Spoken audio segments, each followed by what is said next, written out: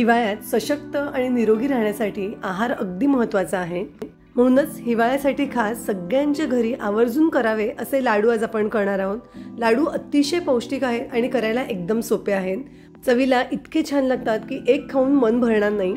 लहान मुलांपासून मोठ्यांपर्यंत सगळ्यांना हा लाडू खाऊन फायदा होईल। हाय, मी स्मिता, मस्ती भक्षामध्ये तुम्हा सगळ्यांचं खूप खूप स्वागत आहे। आज आपण हिवाळ्यासाठी खास एकदम हेल्दी लाडू करणार आहोत। या लाडूमध्ये वापरलेली प्रत्येक गोष्ट हिवाळ्यात खाल्ली की त्याचे काही विशेष फायदे मिळतात। म्हणूनच आज आपण याचे लाडू करणार आहोत, म्हणजे त्या निमित्ताने सगळ्या गोष्टी एकाच वेळेला खाल्ल्या जातील। लाडू करायला एकदम सोपे आहेत, एकदम पौष्टिक आहेत, तर करायला घेऊया। तर हे लाडू करण्यासाठी इथे मेजरिंग कपनी मोजून मी 1 कपभर उडदाची डाळ घेतलेली आहे। वजनी म्हणाल तर बरोबर 229 ग्रॅम आहे, म्हणजे तुम्ही पाव किलो डाळ घेऊ शकता। डाळ आपण धुणार नाही आहोत, पण एका ओलसर कापडाने पुसून घेणार आहोत। तर इथे मी एक थोडंसं ओलसर नॅपकिन घेतलेलं आहे आणि याने डाळ अगदी व्यवस्थित पुसून घेते, म्हणजे याला काही पावडर वगैरे लावली असेल तर ती निघून जाईल। उडदाच्या डाळीला बऱ्याचदा पांढरी पावडर लावलेली असते, अशी डाळ पुसून घेतली की पावडर निघून जाते। तर इथे मी संपूर्ण डाळ व्यवस्थित पुसून घेतलेली आहे। गॅसवर मी एक जाड बिडाची कढई ठेवलेली आहे। मुद्दामच बिडाची कढई घेतली, कारण बिडाची कढई सगळ्या बाजूनी छान सारखी तापते आणि मग सगळ्या गोष्टी सारख्या रंगावर खमंग भाजल्या जातात। तुम्हाला जर ही कढई घ्यायची असेल तर लिंक मी खाली देते। फ्लेम अगदी लो ठेवून आपल्याला ही उडदाची डाळ छान खमंग भाजून घ्यायची आहे। उडदाची डाळ भाजली गेली की याचा रंग थोडा बदलतो आणि घरात मस्त सुगंध यायला लागतो। या लाडूमध्ये आपण मुद्दामच उडदाच्या डाळीचा वापर केला आहे, कारण उडदाची डाळ हिवाळ्यात खाल्लेली केव्हाही चांगली, कारण उडदाच्या डाळीतून आपल्याला ऊर्जा मिळते। उडदाची डाळ खाल्ल्याने हाडं मजबूत होतात। मधुमेहींसाठी, ज्यांना हृदयविकाराचा त्रास आहे त्यांच्यासाठी उडदाची डाळ खाल्लेली केव्हाही चांगली। उडदाच्या डाळीत भरपूर फायबर्स असतात, त्यामुळे पचनक्रिया सुधारते। भरपूर प्रोटीन्स असल्यामुळे स्नायूही निरोगी राहतात। तर साधारण 10 मिनिट भाजल्यावर उडदाची डाळ अगदी छान खमंग भाजली गेलेली आहे। डाळीचा रंग बदललेला आहे आणि आमच्या घरात मस्त सुगंध यायला लागलेला आहे। डाळ एका मोठ्या बाउलमध्ये काढून घेते आणि याच कढईत आता आपण बाकीच्या गोष्टी भाजून घेऊया। तर इथे मी मेजरिंग कपनीच मोजून अर्धा वाटी तीळ घेतलेले आहेत। गॅसची फ्लेम लो ठेवून तीळ तळतळेपर्यंत छान खमंग भाजून घ्यायचे आहेत। मधुमेह आहे त्यांच्यासाठी, हृदयाच्या आरोग्यासाठी तीळ खाल्लेले चांगले। तिळामध्ये भरपूर प्रमाणात कॅल्शियम असतं, मॅग्नेशियम असतं, जे दातांसाठी, हाडांसाठी अगदी फायदेशीर असतं।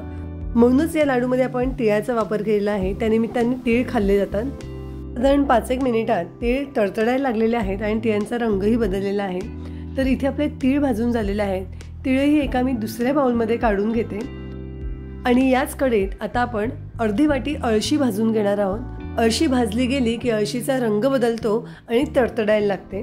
अळशीमध्ये मोठ्या प्रमाणात ओमेगा 3 फॅटी ॲसिड असतं, भरपूर प्रोटीन्स असतात, फायबर्स असतात, जे आपल्या आरोग्यासाठी अगदी फायदेशीर असतात। अळशी खाल्ल्याने रोगप्रतिकारक शक्तीही वाढते। अगदी सर्दी खोकल्यासाठी अळशी खाल्लेली चांगली। इथे अळशीचा रंग बदललेला आहे आणि अळशी तडतडायला लागलेली आहे। अळशी मी आता काढून घेतलेली आहे आणि याच कढईत मी आता 1 चमचाभर तूप घालते आणि अशा थोड्या तुपामध्ये मी पाववाटी बदाम आणि पाववाटी काजू थोडे भाजून घेते। काजू बदाम न भाजताही आपण घालू शकतो, पण थोडेसे तुपावर भाजून घेतले की चवीला जास्त छान लागतात आणि छान कुरकुरीत होतात। त्यामुळे 1 मिनिट म्हणजे काजूचा थोडासा रंग बदलेपर्यंत आपण तुपावर काजू बदाम परतून घेऊयात। हिवाळ्यात सुकामेवा खाल्ला की शरीराला ऊर्जा मिळते, शिवाय असे काजू बदाम घातल्यामुळे लाडू चवीलाही खूप छान लागतात। तर साधारण 1 मिनिट परतल्यावर काजूंना थोडेसे लालसर डाग आलेले आहेत। काजू बदाम मी एका दुसऱ्या बाउलमध्ये काढून घेते आणि याच कढईत मी आता अर्धी वाटी सुकं खोबरं थोडासा रंग बदलेपर्यंत परतून घेते। कढई चांगली तापलेली आहे आणि खोबरं लगेच लाल होतं, त्यामुळे सतत हलवत खोबरं आपण थोडंसं गुलाबीसर रंगावर भाजून घेऊयात। हिवाळ्यात खोबरं खाल्ल्यानेही बरेच फायदे होतात, त्यामुळे शरीराला ऊर्जा मिळते। खोबऱ्यामध्ये भरपूर प्रमाणात फायबर्स असतात, त्यामुळे ज्यांना बद्धकोष्ठतेचा त्रास होतो त्यांच्यासाठी खोबरं खाल्लेलं चांगलं। रोगप्रतिकारक शक्ती वाढते, पचन सुधारतं, असे बरेच फायदे आपल्याला खोबरं खाल्ल्यानेही मिळतात। म्हणूनच या लाडूमध्ये आपण खोबरंही घातलेलं आहे। खोबरंही इथे छान खरपूस भाजलं गेलेलं आहे, खूपही अगदी लाल करायचं नाही। आता ज्या भांड्यामध्ये आपण तीळ आणि अळशी काढली त्याच भांड्यामध्ये मी आता खोबरंही काढून घेते। फक्त डाळ मी एका दुसऱ्या बाउलमध्ये काढलेली आहे। कढई व्यवस्थित पुसून घेतलेली आहे। आता या कढईमध्ये मी 2 चमचे तूप घालते। तूप व्यवस्थित गरम झालं की यामध्ये मी आता पाववाटी डिंक तळून घेणार आहे। डिंक एका वेळेला न घालता असा थोडा थोडा घालून तळून घ्यायचा, म्हणजे डिंक फुलायला छान जागा मिळते आणि डिंक मस्त फुलतो। किती डिंक घेतला आहे तुम्हाला दाखवते। पाववाटीपेक्षाही कमी डिंक घेतलेला आहे कारण लाडू कमी आहेत। हिवाळ्यात डिंक खाल्लेलाही चांगला कारण डिंकातून आपल्याला ऊर्जा मिळते, रोगप्रतिकारक शक्ती वाढते, सर्दी खोकल्यापासूनही आपल्याला आराम मिळतो, पचन सुधारते, बद्धकोष्ठता कमी होते। डिंक खाण्याचे असे बरेच फायदे आहेत। डिंक उष्ण असतो म्हणून हिवाळ्यात खाल्लेला चांगला। तर इथे मी सगळा डिंकही तळून घेतलेला आहे। आपण भाजून घेतलेली उडदाची डाळ आता मिक्सरमधून फिरवण्या इतपत गार झालेली आहे। मिक्सरमधून याची पावडर करून घेते। तर मिक्सरमधून मी याची छान बारीक पावडर करून घेतलेली आहे। जितकं शक्य आहे तितकं बारीक पावडर करून घ्यायची। आता ही पावडर मी एका दुसऱ्या बाउलमध्ये काढून घेते आणि याच मिक्सरच्या भांड्यात आता ही जी भाजलेलं तीळ, अळशी आणि खोबरं आहे तेही बारीक करून घेते। या तिन्ही गोष्टी मी मुद्दामच एकत्र ठेवल्या कारण तीळ, अळशी आणि खोबरं या तिन्ही गोष्टींना तेल सुटतं, त्यामुळे थोडं जास्त फिरवून घ्यायचं म्हणजे तेल सुटलं की लाडूमध्ये तूप कमी घातलं तरी लाडू अगदी व्यवस्थित बांधले जातात। मिक्सरमधून मी या तिन्ही गोष्टी फिरवून घेतलेल्या आहेत। एका मोठ्या बाउलमध्ये हे काढून घेते। आता हे जे भाजलेले काजू बदाम आहेत तेही मिक्सरमधून थोडे फिरवून घेऊयात। याची मला खूप बारीक पावडर करायची नव्हती म्हणून मी थोडं वेगळं ठेवलं। दाताखाली असे थोडेसे काजू बदामाचे तुकडे आले की छान लागतात म्हणून मी थोडे जाडसर फिरवून घेतलेले आहेत। कढईचा गॅस मी परत चालू केलेला आहे। डिंक भाजल्याचं तूप होतंच, यामध्ये मी परत 2 चमचे तूप घातलेलं आहे आणि आपण उडदाच्या डाळीची जी पावडर करून घेतलेली आहे ती यामध्ये भाजून घेणार आहोत। गॅसची फ्लेम अगदी लो ठेवलेली आहे। उडदाची डाळ आधीच आपण छान खमंग भाजून घेतलेली होती, त्यामुळे हे उडदाच्या डाळीचं पीठ भाजायला अजिबात वेळ लागत नाही, अगदी पटकन भाजलं जातं। पीठ छान खमंग भाजलं गेलं की पिठाचा रंग बदलतो आणि घरात पीठ भाजल्याचा मस्त सुगंध यायला लागतो। साधारण 2-1 मिनिट मी हे पीठ भाजून घेतलं आहे। आता पुन्हा अर्धा चमचा तूप यामध्ये घातलेला आहे। अर्धा वाटी तूप घेतलं होतं, त्यातलं 2-3 चमचे तूप उरलेलं आहे।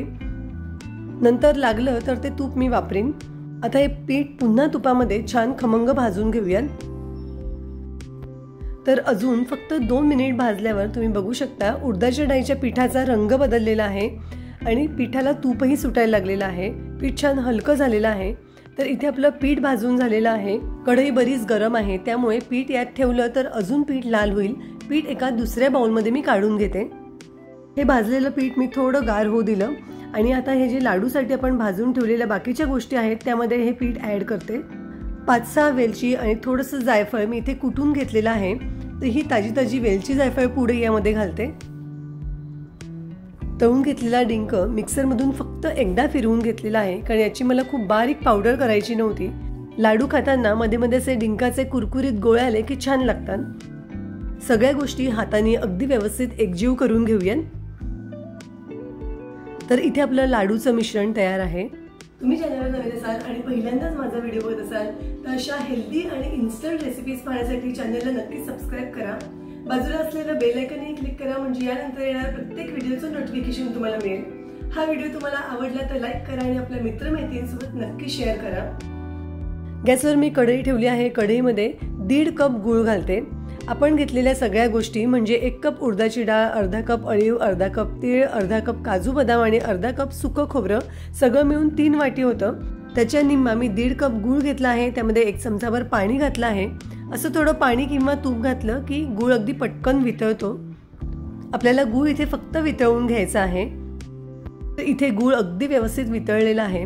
गूळ वितळला की फक्त 1 मिनिट आपल्याला हे शिजवून घ्यायचं आहे। गूळ वितळल्यानंतर मी 1 मिनिट शिजवून घेतलं आणि गॅस बंद केलेला आहे।